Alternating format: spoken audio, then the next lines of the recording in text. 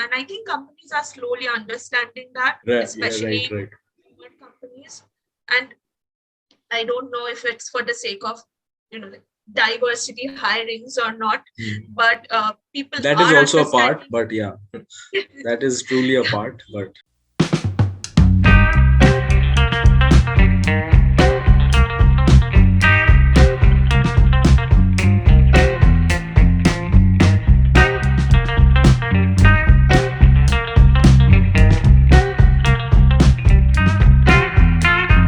hello everyone, welcome to the episode 4 of Politically with Basu, and today we have a very special conversation series that was designed by I thought of calling one of my juniors from presidency, Ms. Ishani Ray. Now the idea of this series was to interact with people who have been trained in social sciences and have entered different career trajectories. Because I always felt that the first thing that students feel right after their graduation is this vacuum that they have no clue where to go, and that's just because of lack of a very diversified career knowledge after having a social science degree. Like exactly what are the paths available after you have a social science degree? So today we have with us someone who took a very unique path after bachelor's in political science from Presidency, Kolkata. She has worked as a market researcher with some well-known names. Then right now she is pursuing a master's in women's studies from TISS, Tata Institute of Social Sciences. She has also written very engaging articles with name forums like Beyond Blood, Times of India, Founding Fuel, I think. And so first of all, thank you, Ishani, for accepting this invitation and taking out your very precious time. So thank you for accepting the call. Thank you. Actually, when I first saw that there was a series that you were creating like this, it was extremely interesting because I think I have been in a similar situation after my bachelor's, thinking, what am I supposed to do exactly? What do I do? I know that there's a line in academics, but what else can I do? It was, I think, a few years of being very lost. But I think that's also this trend that we have to figure this out. This can't be the only way forward. No, not everyone wants to go into the academic lens. Most people, yes, some people want to engage academically, but also, there's something that you want to do which kind of stays trapped within you, as oh no, that's unattainable. But I always felt that there should always be a way to channelize that. So just after your grads, I think when did you graduate? I graduated in 2019, June of 2019. Yeah, so just after 2019, what was your mental space like? Were you sure what are the areas you will be targeting, or were you experimenting also? I think completely, first coming to my mental headspace, I was definitely not in a good mental headspace at all. 3 years of graduation, I think after school, joining college was very overwhelming and intimidating, and completely something that I was not prepared for. I don't think it was. We've always heard that you give your class 10 exams, you give your class 12 exams, and life is sorted. So being dropped in the middle of college, and I was extremely overwhelmed. But also, I realized that I wanted to study gender. It was something that I realized in my 6th semester itself. We had a research paper that we had to work on, and the theme that I wanted to work on was gender. And I think gender and international relations were areas that I was interested in and a little confused about whether I wasn't sure which side I wanted to pick and if there were at all sides.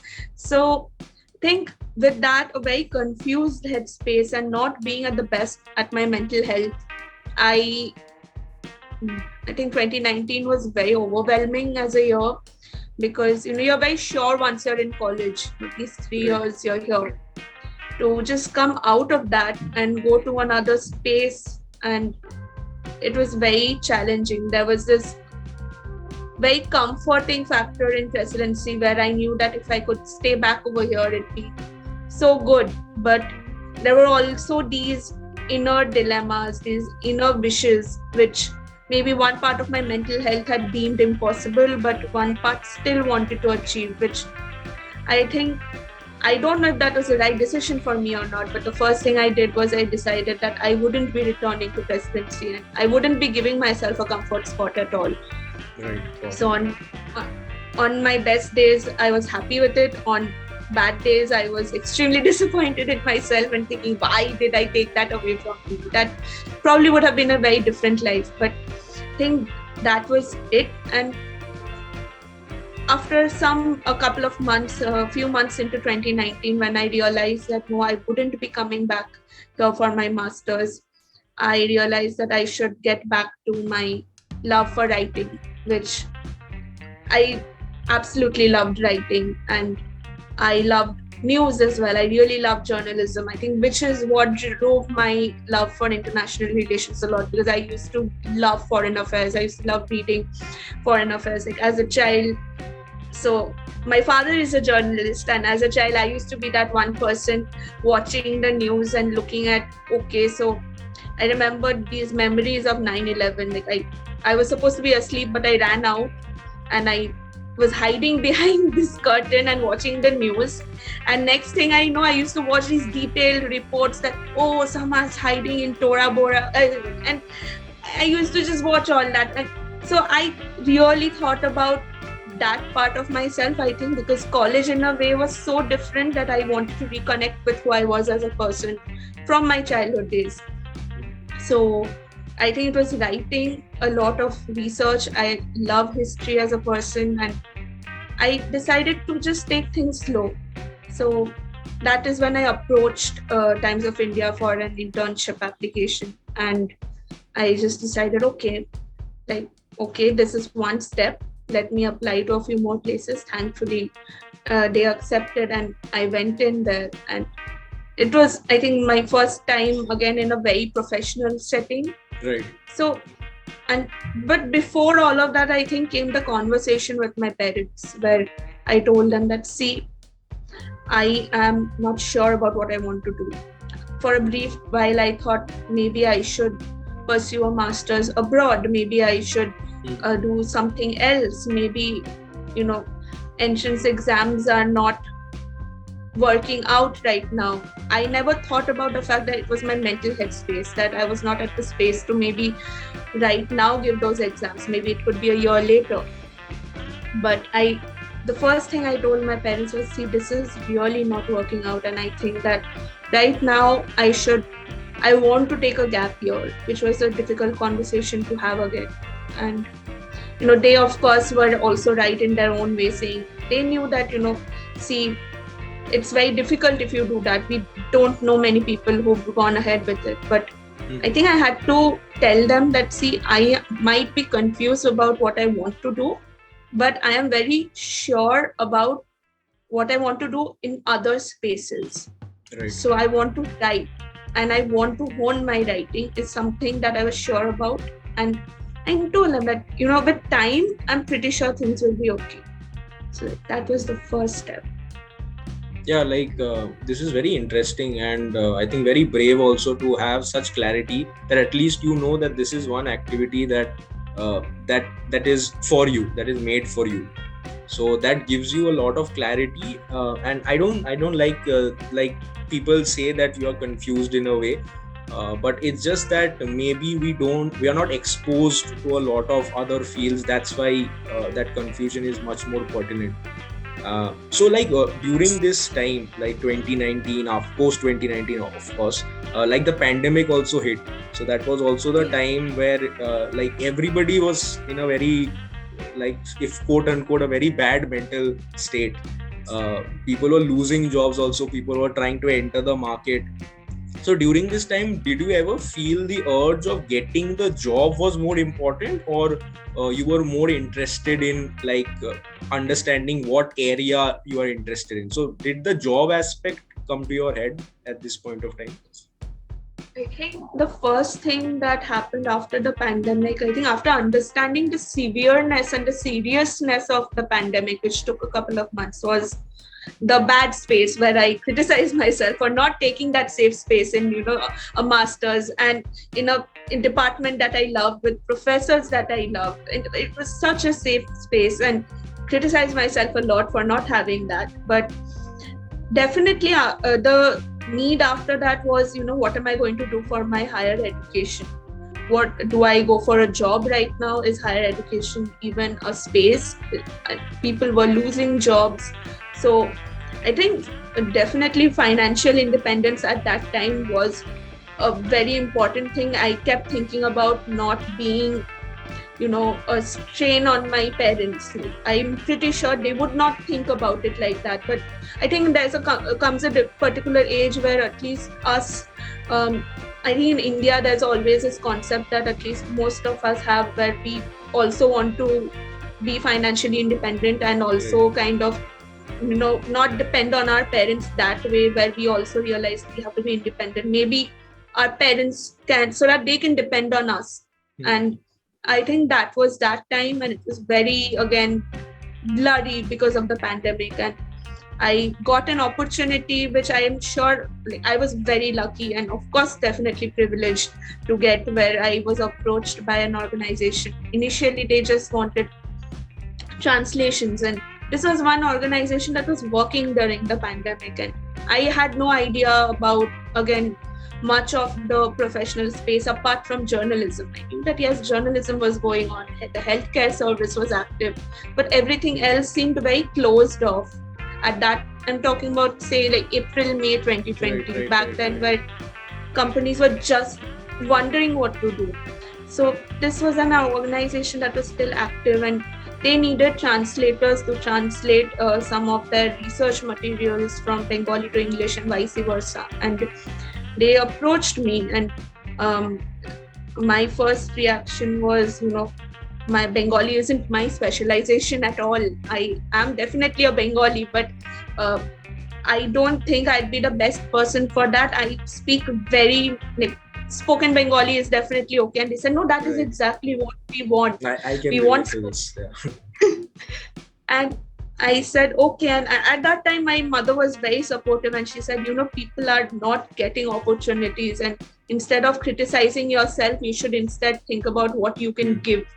Right. And I think that's the first time I thought about it that way, that, okay, maybe, it's not always about being skilled in everything. I think nowadays what I see a lot is companies asking for particular skill sets, but first time, I think, listening to my mother, it made me realize that, okay, there are places where you might be skilled in something which you might not even count as a skill. Right. So I think that is when I went ahead, and the first thing, of course, I told them that this might be very rough, but I will also keep working.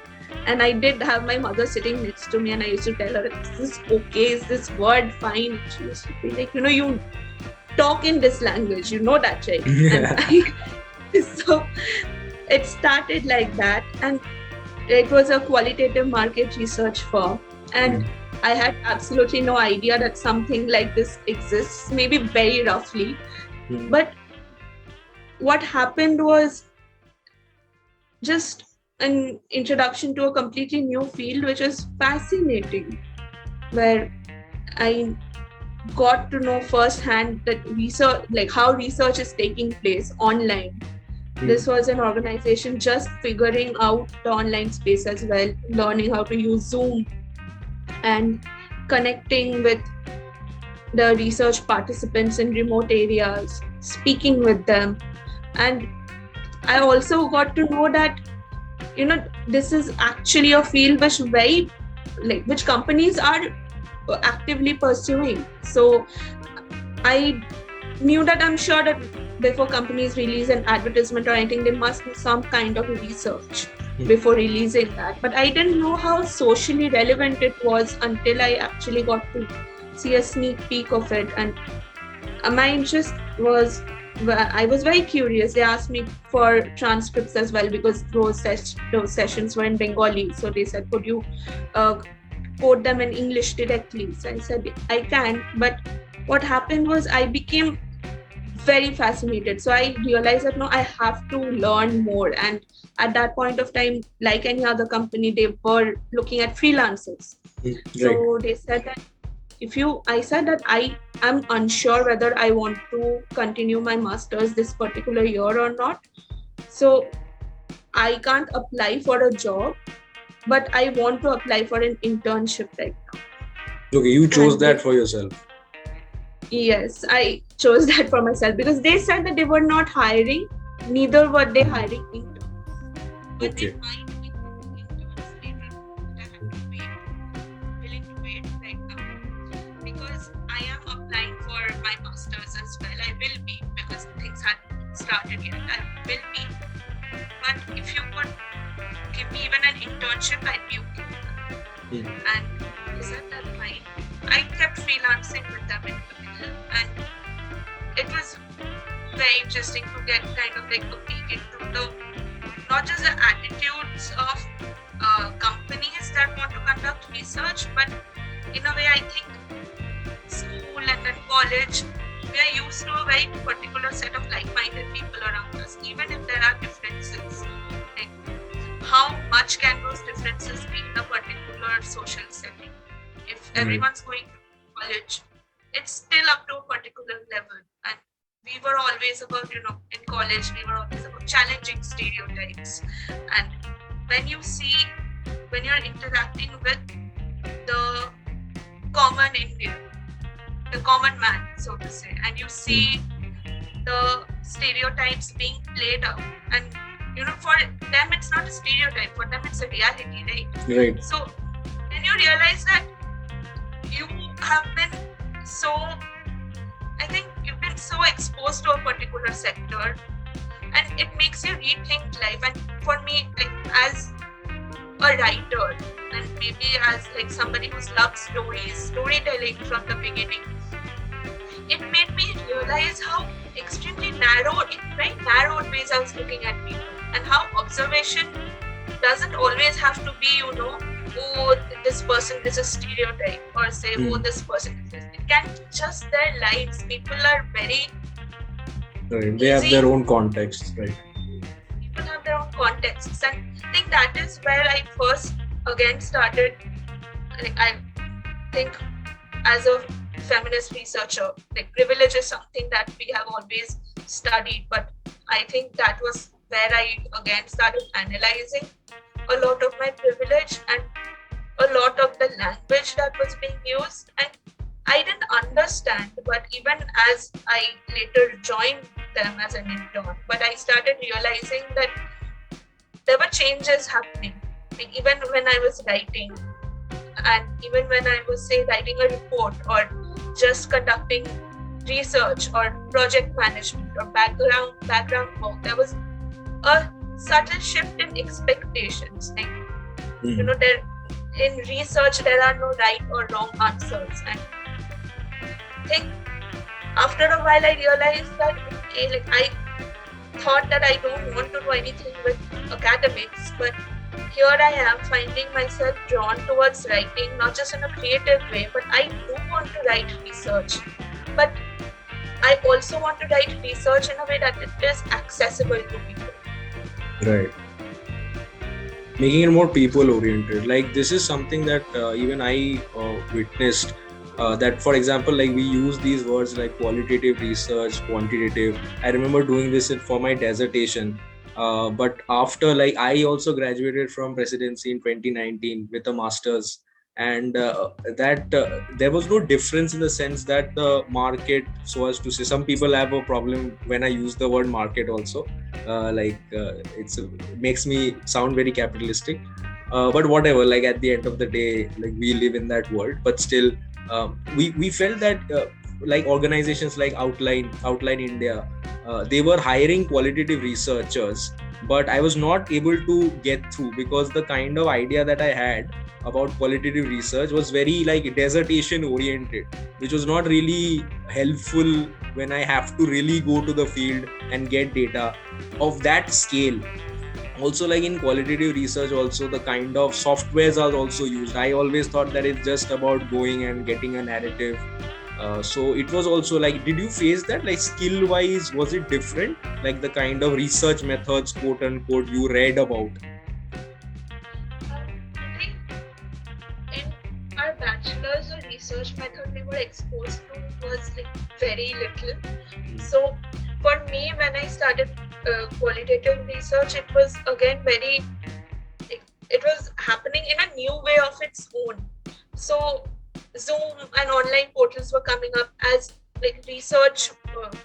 I think like the research site was on Zoom. People could be in two different places, and there were like, it was so technologically advanced that in a way, like I have still not used a particular say software for qualitative research. Even as I'm studying my master's, it's been interviews only, but the way it developed, I could understand that something new was taking place, because I was a novice, still learning, but the people I was working with, some of them who have been here for like 20-30 years, researchers, and when they are saying that okay, this is something new, like with getting a participant on Zoom, how to organize webinars, to have a recruitment team that is also filtering out people who can use these platforms, or if the sample is such, training them to use these platforms, because research needs to be conducted at the end of the day. Like, even this is a capitalistic world, and those organizations are trying to understand how to reach out to people better. They have a client too, yeah.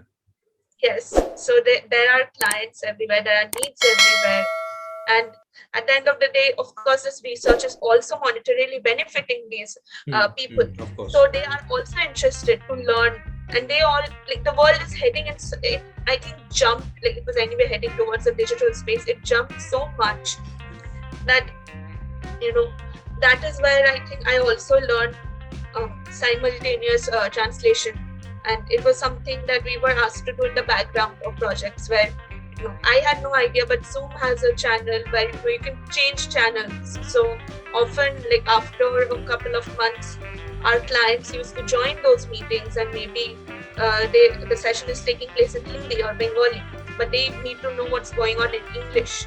So real-time translation is a skill that I happen to gain, which like, now I know that it's very important. It's also something very difficult, but at that time I knew that I just have to do this because this is my work. But so many changes were taking place at that particular point of time, and I was being introduced to so many new things in a way that I think my skill for analysis developed in a way, and I was glad that I think I was working in a, like every day we used to get up, used to work. So I think for me, when I joined my master's in this, and I was told that it would be a very intensive course.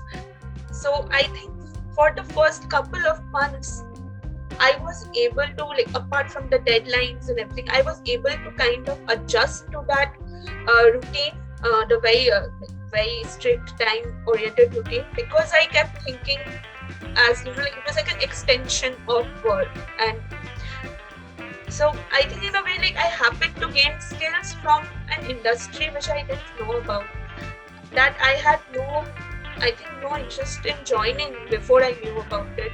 But I just saw that you can work with people and actually create some kind of change. Like, I think it would definitely be like a little bit of fraternizing with the enemy if I think about my presidency days. But at the end of the day, I think about if I can say, even for a particular company launching a product which it will definitely launch, gain some kind of insight, and maybe they are thinking an X kind of way, and I tell them that X is not really suiting our particular country, it's not going to suit the people.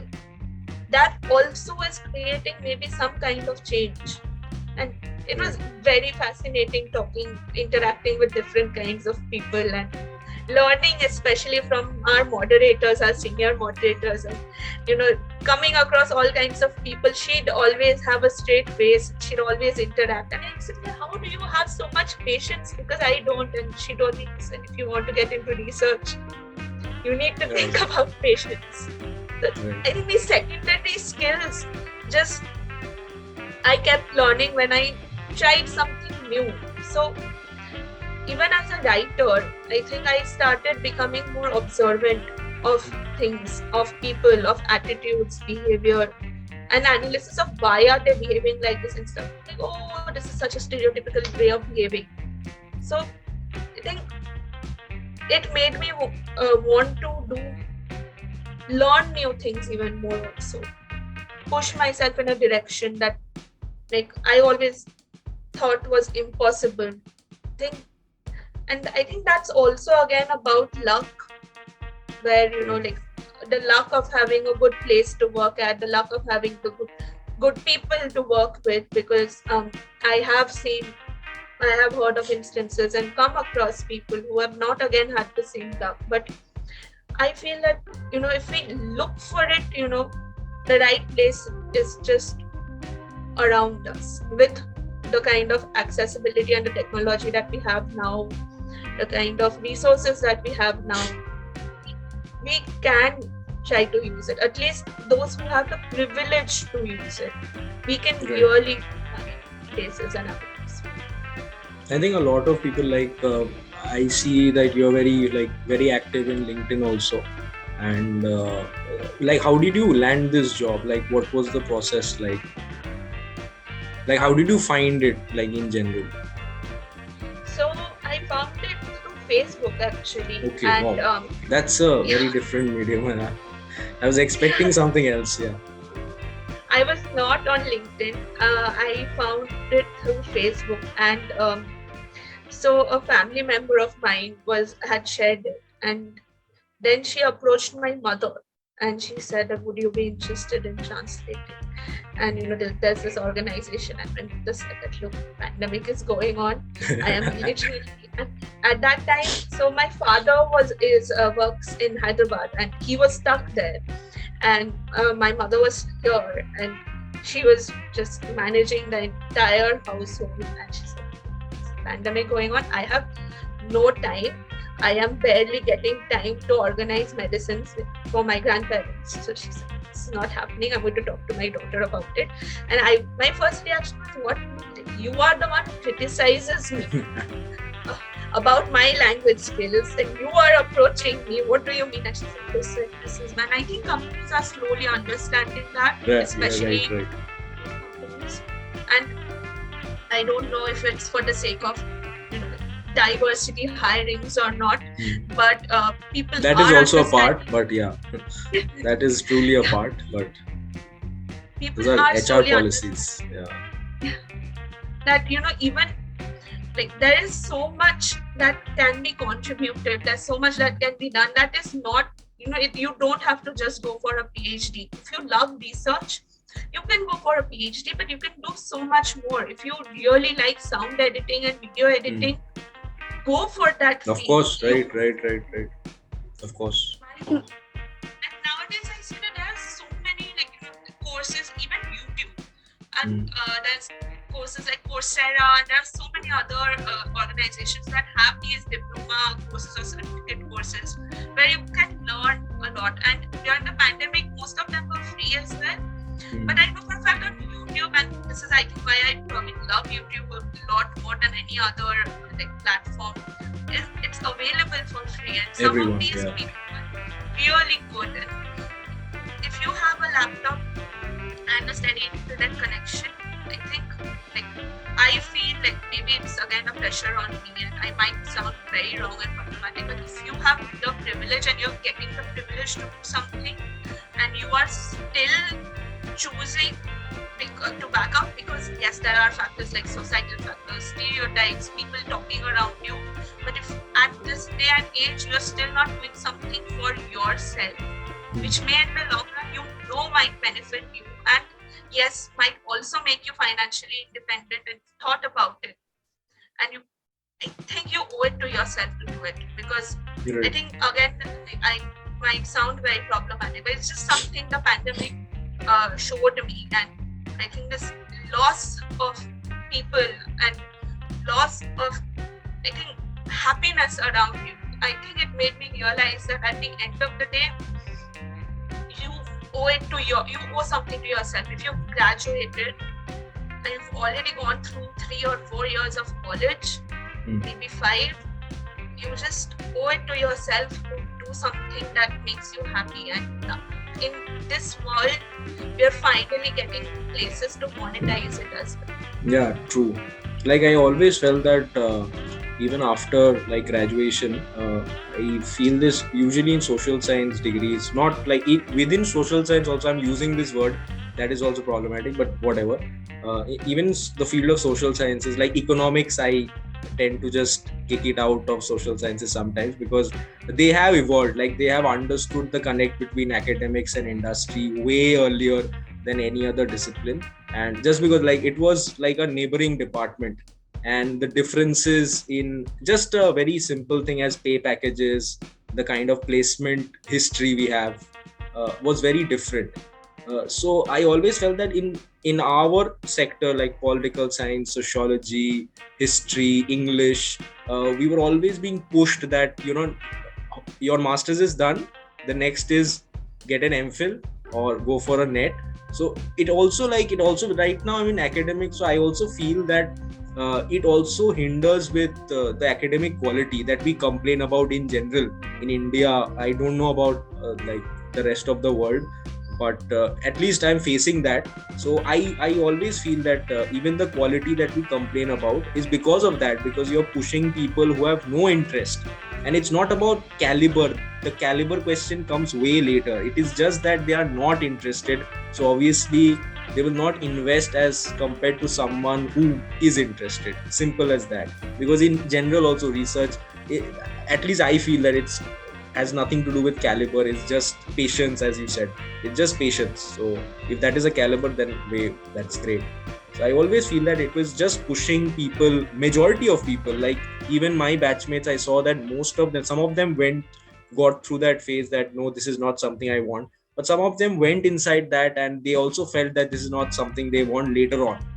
So it costed some years, but that's also good that at least they realized after a later period of time. So did you feel like, were you always sure that masters in women studies right now, let's come to something that you're doing right now.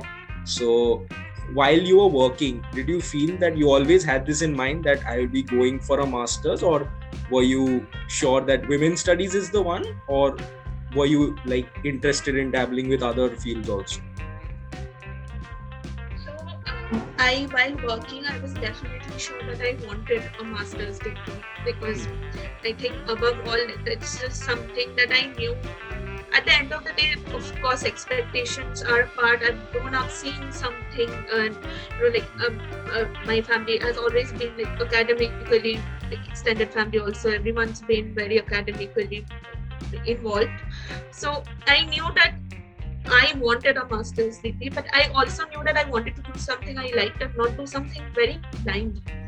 So I think gender, when so again in presidency, when our professor Karima ma'am, so she used to teach us that course, and it was I think I felt a deep connection, because I think that's also a point where I was thinking a lot about lived experiences and, ethical nature of just research. And I felt that I could really apply myself over here, because lived experiences became a very important part for me. And I later on developed my research paper over there. And I knew that I would work with gender.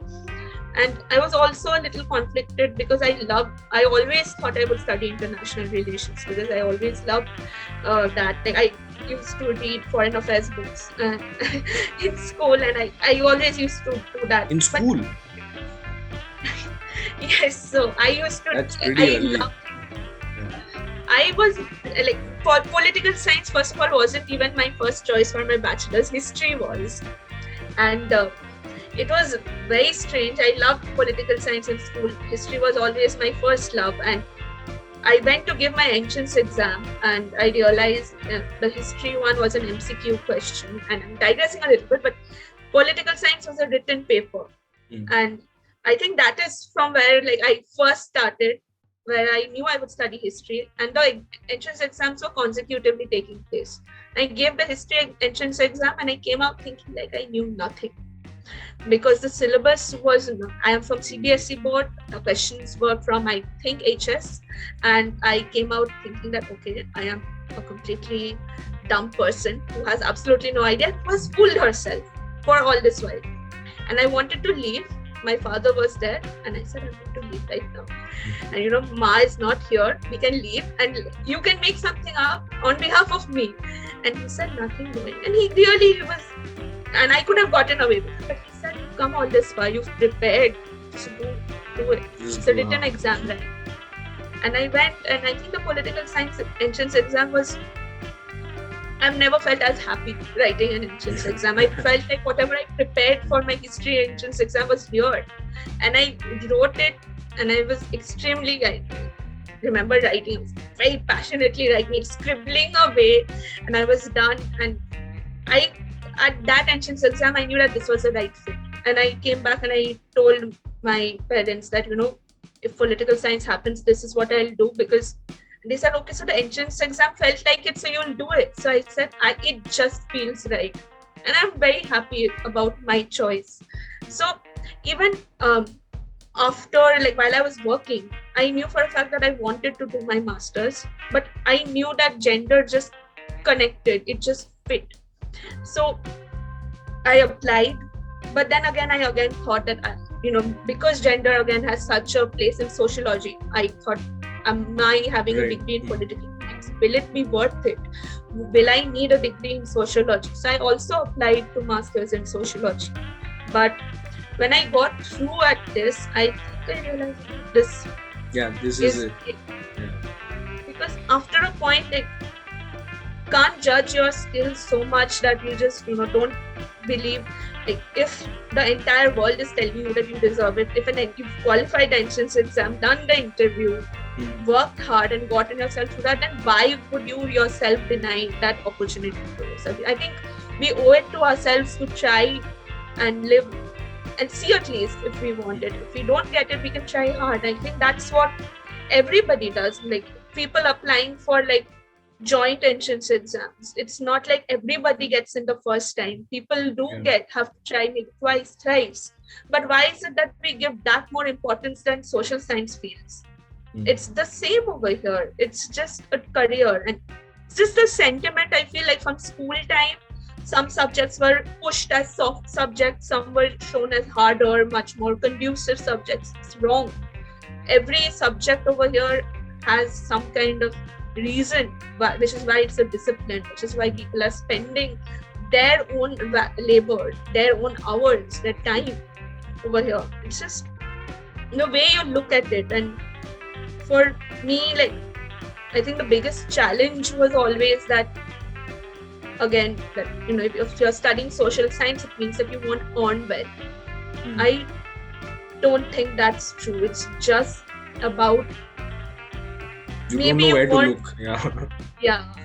maybe you won't earn as much as maybe your friend in banking is right away, but you and can there definitely... I differ. Like there are some schemes. Yes. Yeah. That we just are not aware. We just don't know, which is unfair. Again, that why, like, you have courses and courses for science subjects. You know everything. You have a general idea of what a package is. But for social science, you are just like arts. In social science, I realized that even like after postgrads, I was also looking for like research assistant jobs. I did also. Like I entered, like you spoke about Garima ma'am. I don't know if she will watch this video or not, but she is one of the reasons that I actually considered academics as one of the career options, apart from because I was a UPSC geek for a very long time.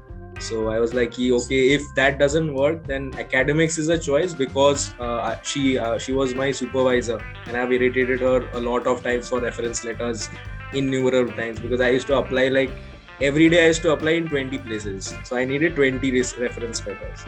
So I have irritated her a lot. So she's one of the reasons that I thought that okay. And I in my masters, my dissertation was gender and space, urban space. And I had the same question that gender is usually associated with sociology. So even this is very like weird that even I had applied for a master's in sociology and anthropology, because I thought that that is the line which is more suited, because every time I used to utter the word gender in political science, the question used to be, don't you think it is more relatable to this field or something like that. This is one of the interview questions I faced in CSSS, this Patuli one. So this was a legit question, and I was like, "Arey, how will I?" So this was always in the back of my. I still justify my research even now. So that okay, this is political science. It is not just about BJP and TMC. It has larger relevances. But okay, that's true. So I always felt that, like, in a way, that your professors also give you that idea that where you want to stand. But I also feel that if like this was a recent decision by UGC, I think that they are considering industry experts to join academics as professors. They don't need a PhD. They have waived that. So there is obviously there is a political angle to it. I'm not going into that, but I feel that it will be helpful. I don't know if you agree to that, but it will be helpful in the sense that all the like this, if there are 60 students in the class, 60 of them look at an academic who has spent, like, that person has gone through the normal route, like masters, MPhil, PhD, paper, publish, then get a tenured job. So if they understand that there are, for example, if your company's like some industry expert has that opportunity of interacting with students, the students will understand that there is a world out there which requires the similar skills. Like even in MBA, like one of my friends, she was doing MBA and she used to call me asking qualitative research because they were doing the same thing, and they were working for Uber. So Uber is also looking for qualitative researchers. We are doing qualitative research, but we are not getting hired. MBAs are. So I was always interested what was the reason behind it.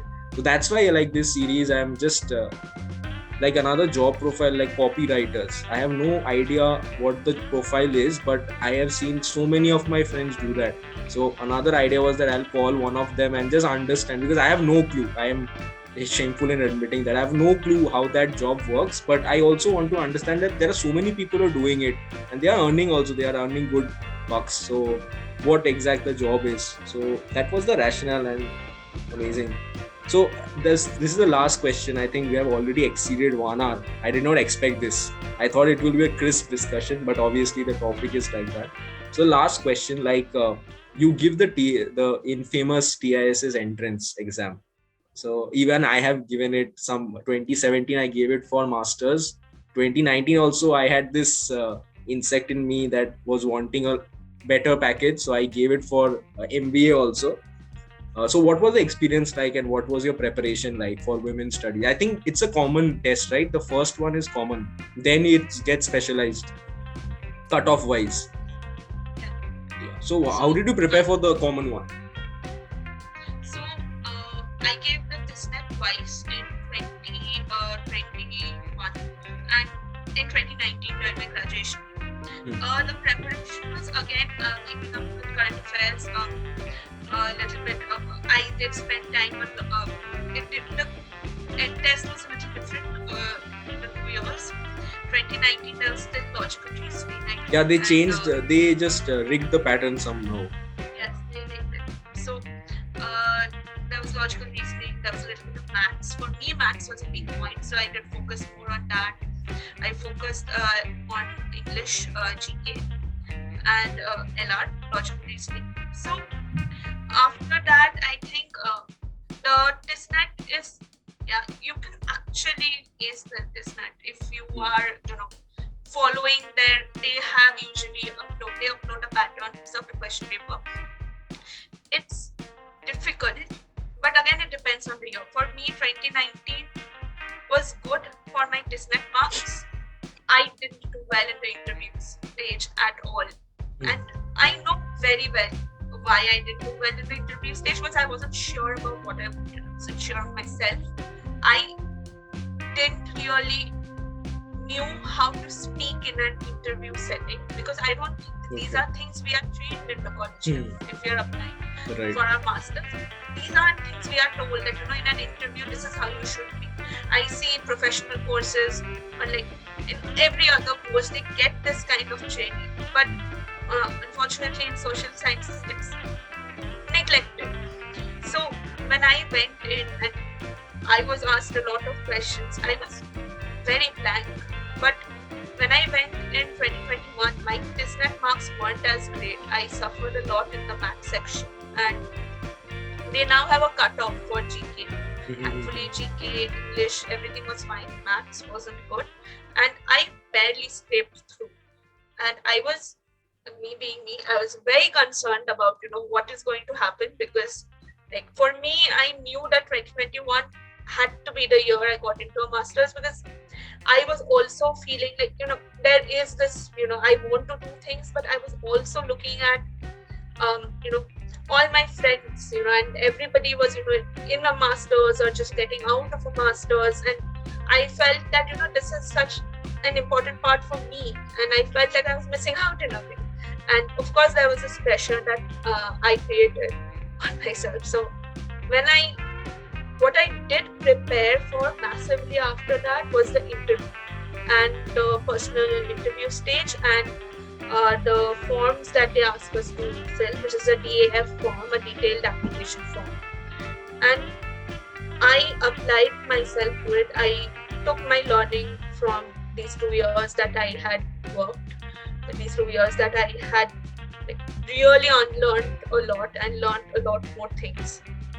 And I prepared myself for the interview, and a very close friend of mine had also graduated with the same course. So I used to sit down with her and practice, and I kept practicing, with every question. So I used to write down questions that they might ask, potential questions sometimes. I used to try and answer them.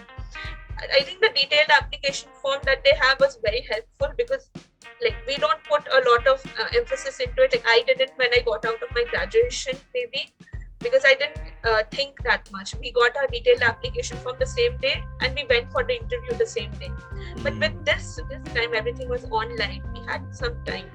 So I looked at the questions. I looked at the statement of purpose. And by then I had already applied, because I had also tried applying abroad. I knew what a statement of purpose was, and it changed over time. So and you also knew your purpose this time, I think. Yes. Yeah.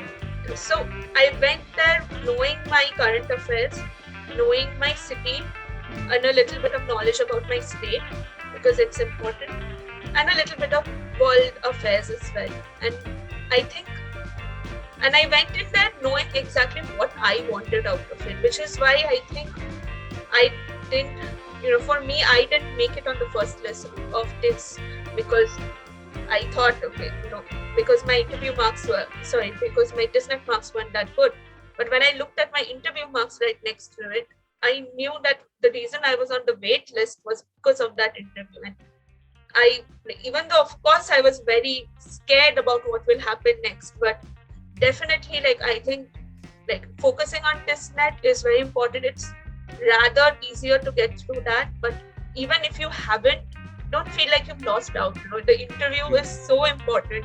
It might just be the game changer. It was for me. It really so the weightage is higher for the interview. The weightage is higher. No, it's not actually. The weightage is higher for TISNET, but the interview plays a big role also. Right. So for me, even though my TISNET marks were not that great, my interview marks were so good that next time so I got through to the waitlist, and because of I think the acceptances that come, because many people are waiting to go to other universities as well. That part is on luck, but I think that even if vice versa, if your TISNET goes very well, don't kind of subdue the interview and be like, this is easy. It's not. They ask very complex questions. And again, if you don't get the TISNET that well, if it's not that great, don't lose hope. The interview, I think, interview is also a place for the professors to directly see who you are as a person. And if they are really happy with what you are saying, they may push you forward. And I'm really glad it worked. So right now, I think you're working with some organization, I think. Yes. Yeah. I am currently working with an organization called Ungender, and they are a company. They are a DEI technology and consultant advisory, kind of helping out other companies with, you know, diversity, inclusion policies, POSH policies as well. And I am researching on the POSH app to see, because it's Okay. almost 10 years old. So that is what I am looking at. So it's a research based. It's research, totally research based. So like, Yes, what's the experience like? Like after having such a wide range of experiences, now you are in a very prestigious. What campus is this? In this, is this Hyderabad or Mumbai? This is Hyderabad. This is Hyderabad. Okay, right. So like, what is the message, like the final message to students? Like if someone is also interested in TIS and wants to understand the career process, like after a master's in women's studies, what is like, do you get opportunity to work? Like, does TIS provide like a placement for NGOs and development sector jobs, or are you interested in are there research advocacy firms or something like that? What is the career trajectory after this? I think this, firstly, it will make sure that even if you don't have experiences, because many people go from school to bachelor to masters. So if you don't have those experiences, it will definitely make sure that you maybe have internship courses. And That's compulsory. That's compulsory. So the first year for one course it's compulsory. Now we have a break, but our professors pushed us to apply and to look beyond the horizon, really. And it will, we have placements, just that, again, I feel that sometimes, yes, the development sector and NGOs are definitely pushed more towards us, but for me, I again want to be in the creative side. So I think I would again say that it's up to you to forego the mental blockages. It's in your head, it's in our head, it's the mental blocks that we have, and you are completely allowed to learn the skills that you want. And in these internships, even if they are gender related, you can totally, I remember when I did intern for an organization which was again more research, but I did a writing organization with Beyond Blood. My internship was like that. They asked me that, why didn't you go for an NGO? Because we are asked to present a report on it, and we are asked these questions. Why didn't you go? But I had a justification for it. I said that this is what I want to do. I want to write, and I will just try to look at different ways to just grow that skill and apply that in different ways. I hope even what I hope to gain from this fellowship at Ungender is to again hone my writing skill in a different way. So I think you see what you want, and you'll definitely find organizations. Again, approaching organizations can be a little difficult, but then at this it has been comparatively I think easier, because maybe our seniors have been helpful, our professors have really been helpful. So you get that atmosphere where people have gone through it, so you can obviously use their network. And unfortunately, I think it's something that was missing in my undergraduate years, which is really sad, because I know for a fact that there's so much potential in the undergraduate, the kind of experience people have, the kind of contacts also, and the resources people have. It's very good. It's really good. But it's just that maybe over here, things are a little more, you have to go and get a job, rather than, they of course push for research as well. They encourage people for MPhil, PhD, and they know that, but it's not like that is the only option. Right. So they are more aware, because I think TIS is the recruitment process is also it's very interesting that in their PhD they have this mandatory clause that either you are an MPhil or you are 5 years experienced, then you can go for the PhD. So this was something I've never seen in any other institute. So this is something that they already know, what kind of, that you require some form of experience to call yourself a doctoral researcher or an academic. So thank you, like Ishani, for taking, like I just took like 1.5 hours of your time. So thank you again for accepting this invitation and sharing so many things. And I hope that the viewers will relate to it. Obviously, they will relate to it, and it will be helpful for them. So thank you again for joining. Thank you very much. Thank you so much, and I really hope I did. I made sense at least. Yeah, you did. If you like, not making sense will get me more viewers. So not a problem at all. Yeah.